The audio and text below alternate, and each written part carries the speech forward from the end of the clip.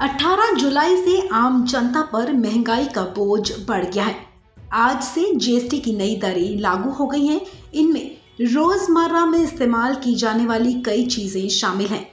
इन पर पहले जीएसटी की दर 0 थी।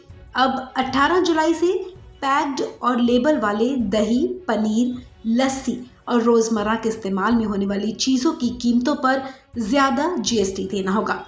जीएसटी की नई दरें लागू होने पर विपक्ष सरकार को घेरने में जुट गया है।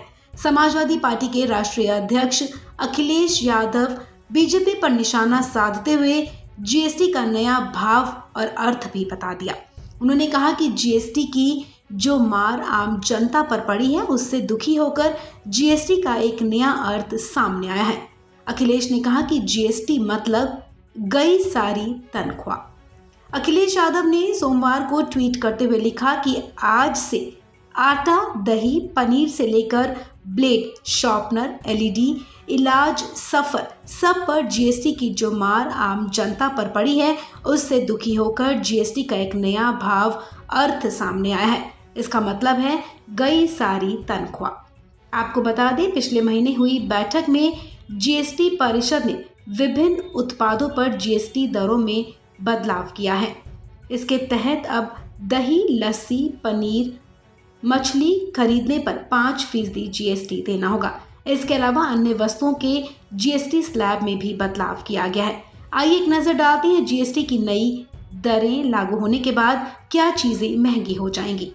आपको बता दें, पैकेट वाले दही, लस्सी, आटा, पनीर पर अब 5% जीएसटी लगेगा। पहले ये 0 था।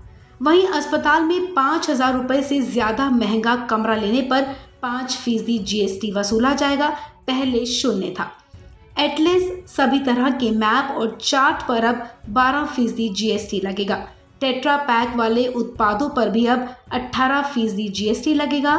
बैंक से नया चेकबुक लेने पर 18% जीएसटी चुकानी होगी। होटल के 1,000 रुपए से कम किराए वाले कमरों पर भी अब 12% जीएसटी लगेगा। पहले ये 0 था।